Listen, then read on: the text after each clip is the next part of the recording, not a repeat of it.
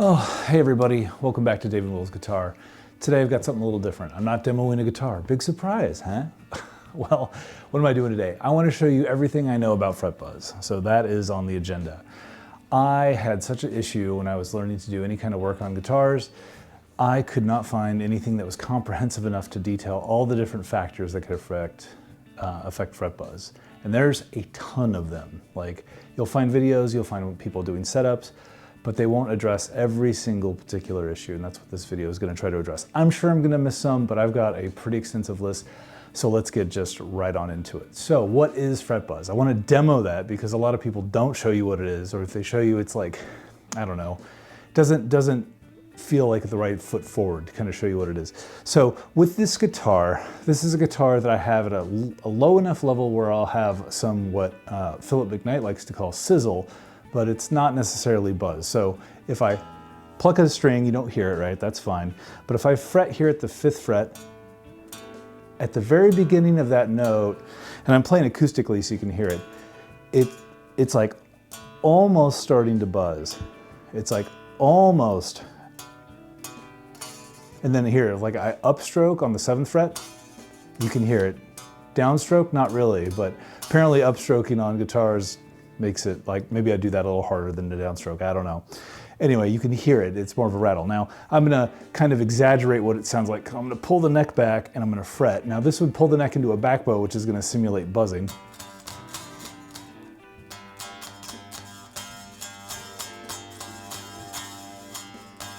So if you're hearing that rattling, that is an example of Fretbuzz. If that's what your guitar is doing, whether the string is fretted or not, we're gonna run into all those different scenarios and talk about how to potentially fix them or direct you to another video, because I can't show you all the issues and then show you how to fix every single issue, because that would be a very, very long video. So let's just get right into it, okay? All right, guys, now that we know what Fretbuzz looks like, let's talk about what action should be, right? We all want action that's super low and no buzzing. It's like a very common theme throughout most of what guitarists prefer when they're asking for a setup, right? Well, let's talk about what it should be. Generally, if you have your string action gauge, and what Fender recommends on a Fender scale guitar is 4/64 on the low E to 4/64 on the high E. If you want that imperial, 1.75 millimeters on the low E to 1.75 on the high E, so they're the same on both sides. If you have a Gibson guitar or a shorter scale length, like Gibson does, right? 24.75 inch scale length, they recommend 5/64 on the low E to 3/64 on the high E. Now, how that works out is a variety of factors. We'll talk about most of those later, but that's what they recommend for those guitars. So in playing position, when you check your guitar, that's how you want to check it, because the strings, if you're laying the guitar down, will weight down the action and pull it lower than what it actually is. You want it in playing position, and then you can look and I see what my action is here, and I see what it is here, and I know with this guitar, I'm golden. So that's step number one. Make sure your action is correct, and that's what we're aiming for. And depending on all the variety of other factors we're talking about later, we'll determine how low or high you can get that depending on what your spec of guitar looks like. So let's move on. Okay, topic number 2. Next thing to look at when you're looking at what's causing that buzzing. Very commonly, it's the neck relief. When I was simulating the buzzing, right, I was putting the guitar in my hands and I was pulling the neck back. I was simulating what's called back bow. Very often, the truss rod and where the neck is set up tends to be a big area of interest as far as where buzzing's coming from, right? So if you have your guitar and the neck is pulled backwards, right? So if I have this guitar in front of me and the neck is pulled towards me from this guitar with the truss rod, there's a likelihood that the strings are laying too close to the frets and they're gonna buzz, especially here at the top, or well, the lower frets, I should say. So top of the headstock, lower frets. Now, if you have it too much in the other direction, you're gonna get buzzing on the higher frets here. So there is a particular relief you wanna check out, right? You want relief around 6/1000ths of an inch to 12/1000ths of an inch. And Fender recommends something like 6/1000 to 12/1000. Some other brands they'll ask for their own, what they call like relief specs on their website or factory setup specs. So it's different per guitar, but in any event, I find 6/1000 to 12/1000 is pretty good for most guitars, depending on the guitar, and you might have to play with it a little bit to get like dial in the feel you want. Some people will say having a perfectly straight neck is perfect and that's what they want. I've never seen it, maybe on some like super high quality guitar.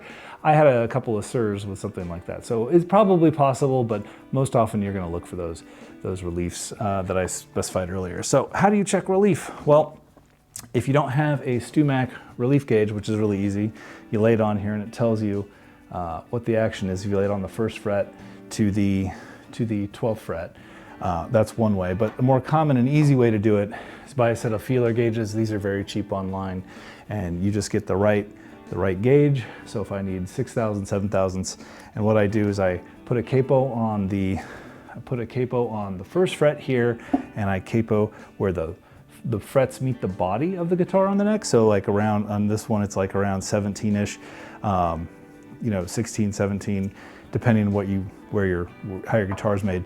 And I hold the same string down on both sides, and then I put this capo under the 7th or 8th fret, and I should see the relief. And so the relief should be, like I said, 6,000ths to 12,000ths. So when you put your feeler gauge under the fret, between the fret and the string, it should barely touch the string. So it should be resting on the fret and barely touch the string. If the string isn't touching, the relief needs to come down. So you reduce the relief. And if the string is touching the feeler gauge immediately, then you need to add more relief and pull that neck higher. Pull the headstock up towards the body and not away from it. So anyway, something to look at, and that's most often what's going to be the #1 cause of buzzing on those strings. Number 3, humidity, seasons. One common thing I see, and it happens to a few of my guitars here in my basement, especially because it's the basement. If you live in a place that goes from hot to cold weather, or is just always hot or always cold, or has high humidity and low humidity, those things greatly affect how the neck moves. And just as we talked about with the back bow and forward bow of the neck and adjusting that truss rod, one thing to remember and look at is what that looks like as seasons change. I've noticed it increases like a full 64th of an inch up or down in the frets, and the frets between the frets and the strings as far as the action is concerned, just based on weather alone. So if you think you're good and you're like, I've already checked my relief, I know it's good, you might want to check again during those winter and summer months. You might be surprised. Okay, the thing that most people get like all caught up in, and the thing that also must be done in some guitars, is the frets, right? The frets, and by frets I mean fret level, fret unevenness, fret seating. All of these things contribute to fret buzz, and it's probably the biggest jump when you're getting into like setting up guitars and like taking that leap, as now you're like trying to like correct mistakes, fix things on your guitar. So uneven frets are pretty easy. This is a guitar I've worked on, and it has stainless steel frets. Now, I've leveled plenty of frets before, and I did not realize with stainless steel frets, you will spend a ton of time leveling them because they take forever. They are way harder, and it just takes a lot more time. So how you check an uneven fret? You grab a fret rocker, they're very cheap. You can even use a credit card and some other things, but I recommend a fret rocker because I know this is level and even, and it's built to sit across 3 frets in any position. So I'm just gonna take a few different frets here. I know some of them are not perfectly level. So let me see if I can find one. They are very close, but not perfect. Okay, so even right here, I had a feeling it was right here. Let me see. Yeah, this fret right here. You probably hear that. I'm being quiet so you can hear it. So that's rattling. So the fret rocker lays across 3 frets, and then you move it like a teeter-totter. If you hear any kind of noise, well, you've got rock, means one of those frets is high, the center one, right? Well, if you have a feeler gauge at 1.5 thousandths of an inch, so literally 1.5 thousandths of an inch, very, very thin. If I take this, and while I have the fret rocker rocked to one side, so it's laying on 2 frets and it's not touching the last one because I heard it rock. If I can slip this feeler gauge underneath it, then yeah. So this fret can be level, right? So I can feel it, this one fits underneath, and it has just a little, it's just a little too tall on that middle fret, and it's causing a problem. So now it's barely getting under there. It's actually catching, so Could I level it? Yes, but it's not smoothly moving under that fret, so it might not be worth it. This tool, this 1.5 thousandths of an inch tool feeler gauge, will tell you if you really need to level that fret. It's very, very hard to get those frets level. Now, the first thing you might think of, well, if you're first getting into it, you'll buy like a fret kisser, right? This is the same tool I just had, except for it's got sandpaper, or well, a diamond coated grit on the center, and I can lay it across the frets, move it back and forth, and it'll only sand the centermost fret that needs to be leveled. So, well, that's a good option. However, this will not be as accurate as a sanding beam. They are not the same. This one will get your frets close to level, and it might not let that feeler gauge fit underneath as well, but it might wiggle in there. But the only way to get a dead level fretboard is like with a sanding beam, and you need to do all the frets. It's the only way I've known ever to get the frets completely level. While this works for spot leveling and it will bring the fret down to a playable position, if you really, really, really, really want a really low action, you probably need to like sand the whole thing. Even if it's just like one fret, getting one fret in line, you know, it's possible. I would probably use this. I do use this, even if it's 3 or 4. But if it's more than that, I'm gonna do the whole thing and get those frets really low. Okay, next thing. We are gonna talk about fret seating. So if a fret is not seated properly, you can take another feeler gauge, usually about 4 thousandths of an inch. This is what Music Nomad recommends. And if you can fit it under the fret, then you know the fret is popped out or it's not seated properly. Now, this one has this on the very edge of some of these frets. So I'm gonna try to get it here. Now, if you see this, I don't know if you can, this is going under the fret. In fact, you can see it almost like hangs on there, right? So this is like between the fret and the fretboard, and it's just catching and hanging. Now, luckily it's just on the edge. If I move this, like I'll move the string out of the way and try to get it under there, yeah, I can't get this feeler gauge underneath. So now what that means is I probably need to go back and reseat all these frets. Like I need to get a clamp or a fret press, put some CA glue in there, press the frets back into the fretboard and you know, get the frets properly seated, then do the level. So if you're gonna check this, you wanna check seating first before you do any leveling. In fact, I should have had it done, probably should have done that earlier in the video, but these are just every single thing you can look at. So in no particular order, but definitely check your fret seating, it's important. Okay, the last thing when I'm talking about frets specifically is worn out frets. Now, if you've seen a guitar that's played a lot, you'll see like divots where people, usually like on the cowboy chords, open chords, especially the D chord and the G chord, man, those chords get so much action, and those thin strings tend to like really bite into frets. That's where I see most fret wear. So if you're looking and you see those divots, maybe the guitar's been played a lot, well, that will also cause fret buzz, right? So if you have a dip in one spot and not another, that means the frets aren't level. So if wherever that dip is, if you're pulling the string down, you know, that could be the equivalent of having it too high on another fret and then buzzing. So something to think about when you're talking about fret buzz, right? So if you need to replace a fret, that would be that'd be the time to do it, is when you have that divot in the fret and you start hearing that buzz. Sometimes you can crown and re-level, so you can, well, re-level, then crown, then polish. So you can get away with leveling frets a few different times. Usually, from my understanding, with a leveling beam, people can get like maybe a full level and crown like twice on a set of frets. Again, on the StewMac fret gauge, this, what do they call this? It's called a fret gauge, that is what it's called. They have a feeler gauge that is 24 thousandths of an inch. Now, if I take my fret rocker and I lay it across 3 frets, if I can, actually, I just needed 2 frets actually.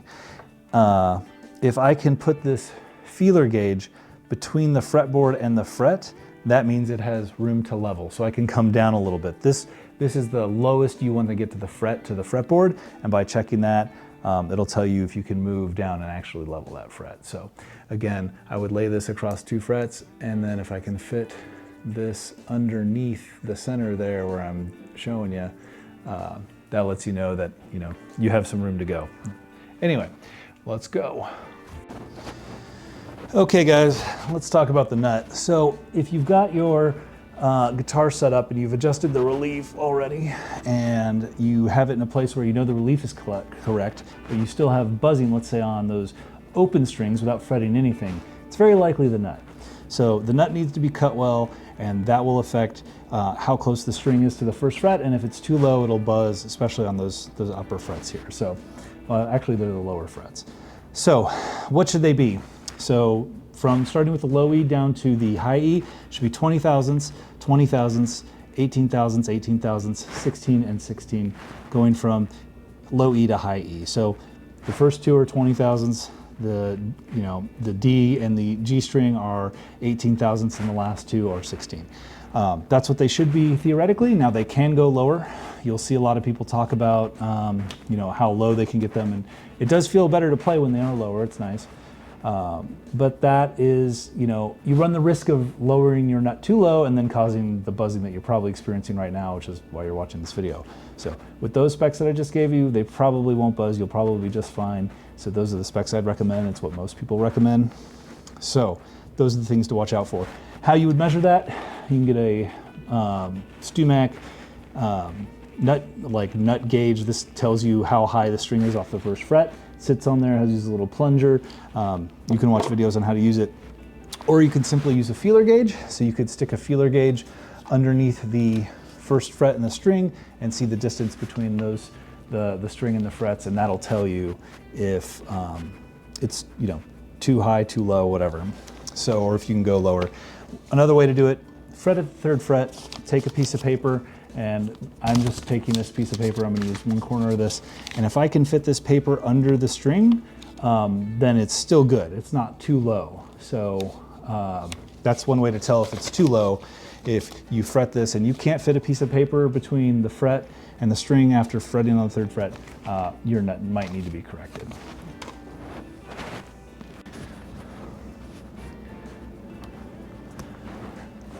Another thing commonly talked about, or maybe uncommonly not known about, is heavy pick attacks and heavy playing, right? So if you're really banging on your guitar and digging in, you might very well get fret buzz. A light touch almost doesn't have fret buzz. In fact, playing with your fingers is often less likely to result in fret buzz than playing with a pick altogether. That's why most finger style players, right, they can get their action a little lower. So if you're playing with just your fingers, you can probably lower it than even the initial measurements I gave you at the beginning of the video. Not a whole lot, but a little. Another thing to think about, do you use a really, really thick pick? I use a 1 mil. A lot of people like thicker or thinner picks depending on what you're playing, but the thicker the pick, the more it's going to pull into that string and make it oscillate, right? It's going to really give you a harder attack. It's going to make that string just, oscillate, vibrate, really make a lot of noise. The heavier the pick, the more likely they are to get buzz, and so something to consider. Old strings, another culprit of fret buzz. Old strings act weird, man. Some of them won't buzz, and you put new strings on and they do, and then some will just be worn out and floppy and they'll buzz all over the place. Whenever you set up a guitar, and especially if you're working on the bridge or the nut or anything like that, always consider putting new strings on, because you can account for new strings on a guitar, but you can't simulate what old strings will be like on every set of old strings you have. So that's why they say, measure everything with new strings. That's the reason. If you got old strings on your guitar and you're still having that buzzing issue, it might be time to change. Here's something that people always forget: loose hardware. Many times when I'm playing guitar, if I ever start hearing buzz on anything, it's very often it's a loose grub screw. So what is the grub screw, right? Well, on these saddles, and most electric guitars have this, there's little screws that adjust the saddles up and down. Now, if you raise one and lower the other, especially if they're jutted right up next to each other, sometimes one of those screws will raise up and not be sitting flush on the bridge itself. If that saddle is not sitting on the bridge, or it's floating to some degree because all those saddles are crammed next to each other, kind of holding each other in place, they'll rattle when you play. You'll hear that little screw just kind of wiggle in its slot. And that can be said for a lot of different parts. The trem arm, screws on the guitar, loose tuner heads, these nuts on the tuners themselves, I would check this, make sure they're tightened. String trees, it can be anything. If you've got any loose parts on your guitar, sometimes those will rattle, especially if you have a very resonant guitar. So check those hardware points, make sure they're all nice and tight so they're not rattling. A lot of people will mistake that for fret buzz. It's not actually buzz, it's just rattling around on the guitar and not buzz at all. Another way, the way I check it is if I'll play a string really hard and I'll put my ear up to the different parts of the guitar, and you'll get used to what that sounds like. That rattling around from those loose hardware parts, it sounds a little different than fret buzz, but initially, if you're not familiar, you might, misequate those two. Okay guys, the next thing we need to talk about, pickup height. So, depending on the height of your pickups, it can pull the strings closer to the fretboard and thus create buzz. So, let's start with what pickup should be at in general. Well, there's a bunch of different ideas here and there's a bunch of different measurements. Seymour Duncan says 3/32 on both high E to low E, both sides of the pickup, on all their pickups, single coil, humbucker, otherwise. You'll have to go read the specs of your particular pickup to see what the recommended specs are. But if you can lower those, and it might not necessarily destroy your sound or whatever, try lowering it if you're getting fret buzz. Those could release that pressure of magnetism on those strings and hopefully exert less force and cause that buzzing. So sometimes, and most of the time, this isn't an issue, but I would say if your pickups are really, really close to the strings, it might be a good idea to back them off and see if that helps that buzz out.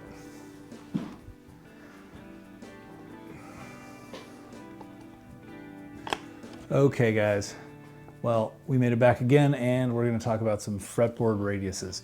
So radius is another thing that doesn't get talked about much because you can't really change it on your guitar, right? And it's not very often you can even switch out the neck, especially if you have like a set neck guitar. Well, the thing to remember is if the rounder the radius on the fretboard, the rounder the radius is, the more action you're going to have all across your string. So it'll have to be higher, right? You'll need a higher action.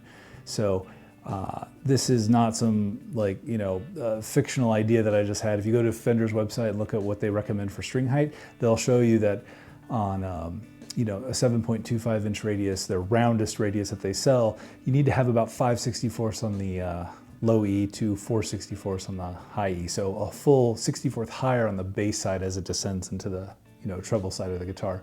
So things to think about that you might want to consider.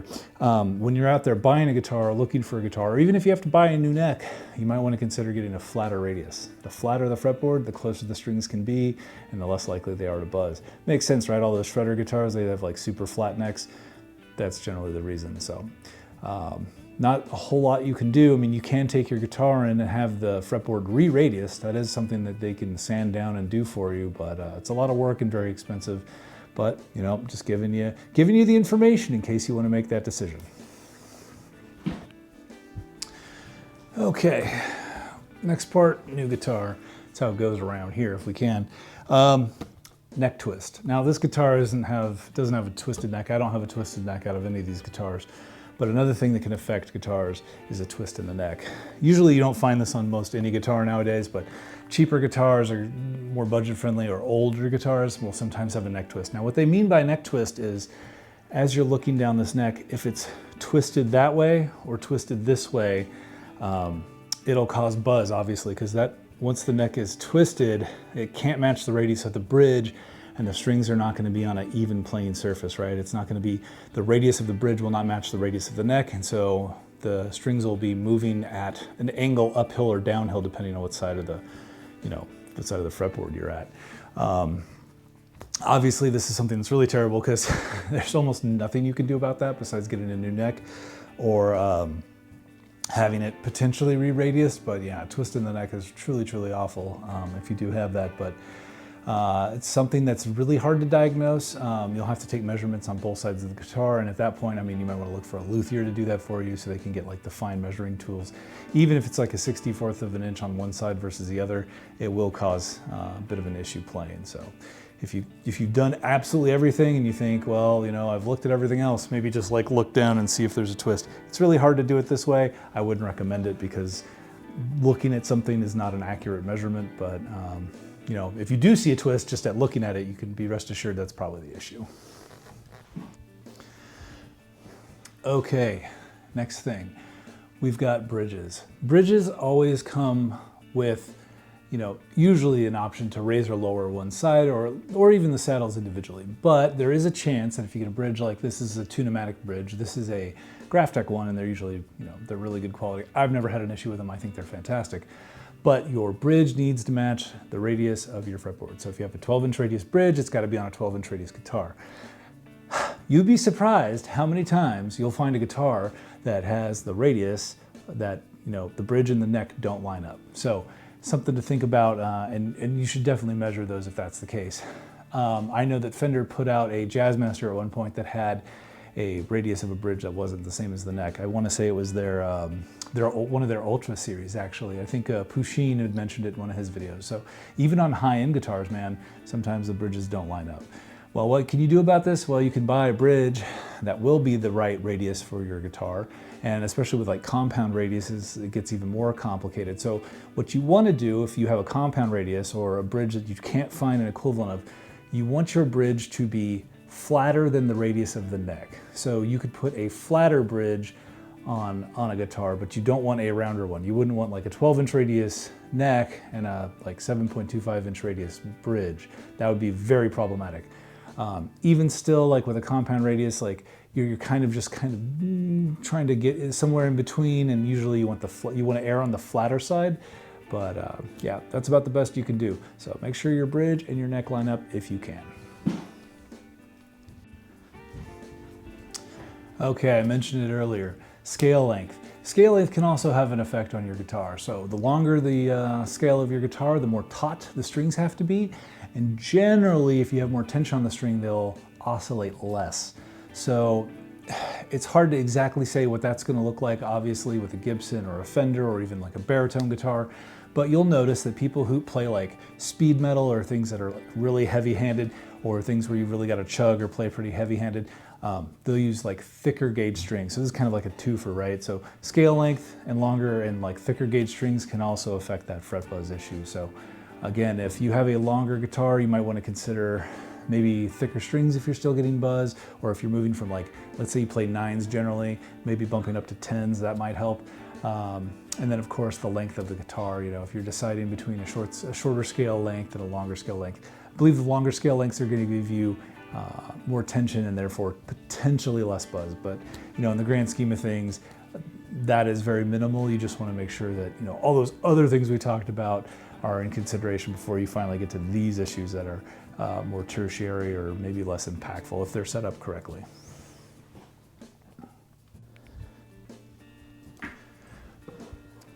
All right, y'all, finger placement. We didn't talk about it yet. If you want to get the best sound out of your guitar, you always want to put your finger right behind the fret that you're trying to fret, as close as you can get it. It's not always possible with some chords, but that will also eliminate a lot of buzzing issues. The farther you have your finger back, the string has a chance to like wobble. You can hear it there, right? I'm actually playing this note here, but I'm so far back it's causing a buzz. So one thing in particular, happens to me all the time, if I play a 3-finger like A chord here where they're all in a line, I'll notice that that D string will sometimes buzz. I can also play it like this, where I have my middle finger, then my pointer finger, and then my ring finger in that order, going up from the high E side up through. So from the B, G, and D string, making a chord shape that way, I have my fingers closer to the frets. I don't have them spread out like that, where this pointer finger is so far back. That's an example that can cause buzz. So it may just be simple finger placement that's causing those issues. Okay, next thing we need to talk about, ski jump. It's pretty rare, but it does happen on some guitars. I bought an Epiphone Firebird at one point. Terrible ski jump. Once I had that, I was like, I had such trouble even correcting it by downward, like angling those frets by creating like a downward slope the other direction to counteract it. I still couldn't get it perfectly in a place where I wasn't dealing with some sort of like, you know, fret buzz. Well, what is it? Well, sometimes on guitars, the neck will come in and it's supposed to have a slight upward angle as it goes from the headstock into the body. So you'll see, even though you can see this body, there's a slight curvature of the neck as it travels up at the end and then the body flattens out, right? So they're not at a perfect parallel angle. Well, if that angle is too great, if the neck is tilted too much this way, it'll cause problems, especially on these higher frets with buzzing as you get closer to the bridge. So that could be your ski jump issue, as they call it, right? Well, how you correct that is you can put a piece of tape here, a few pieces of tape, and then with your leveling beam, only put sandpaper on the frets before it, where you're moving it back and forth. You don't want to level the frets behind it, but on like the 15th, 16th, 17th fret, wherever that buzz is starting, you can kind of create a lip or higher placement with the tape to raise up the back of that sanding block, or not sanding block, but sanding beam, and level out those frets, and you're actually creating a downward slope, which is fine. You just don't want to slope the other direction. So you could do it that way, and that'll correct it. Now, if you want to go get that corrected by a luthier, it's going to be, well, it's fretwork. It's going to be expensive. It's not going to be cheap, but you can do it yourself. And again, it's a rare issue, but it does happen from time to time. So yeah, think about ski jump. Could be your problem. Okay, one last thing to talk about.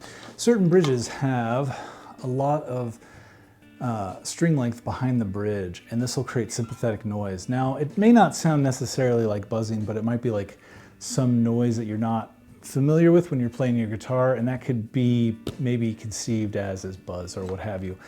The only way to correct that is, again, with a shim, because you need enough downward angle from the bridge to the tremolo in this case to make sure that they don't buzz. The greater the downward slope from here to here, less likely they are to buzz. Now, some people will tell you can use any kind of saddles, or even the general setup will work fine as long as the strings are taut and the bridge height is whatever. It's so unique to each jazz master. This is generally a jazz master, or things with this tremolo that sits here in the back, like those jazz master style tremolos. That's where you generally see this issue. If you're seeing that and you're thinking, oh, I've got to buy a shim, well, maybe take it to a luthier. They will tell you what to do. There's a bunch of different considerations based on whether or not you should shim a neck, and if that's the only issue, they will give you the best information. Well, everybody, thank you for taking that journey with me. That was a long journey about fret buzz and all the potential issues. If you have an idea about fret buzz or what's causing it that I did not mention, let me know. I'm always excited to find new reasons to be angry at my guitar. Yeah, let me hear them. I know it was really long, but I really tried to nail every particular issue and really put it in one video. So hopefully, if you hadn't thought about one of those, and maybe one of those tips or things to look at helps you, let me know. I'd be really interested. And if I haven't mentioned anything, I'd love to hear what is the weirdest issue that caused you fret buzz. Was it maybe you had super greasy, oily hands, and they were I don't know, did something to the strings? Who knows? I'm sure there's a million issues. Yeah, keep them coming if you know any. Anyway, guys, thanks again for being here. If you made it this far, I really appreciate it. Don't forget to like and subscribe. It helps my videos reach a greater audience and bring you other videos. And yeah, hope to see you again in the next one. Thanks again for being here. I appreciate it.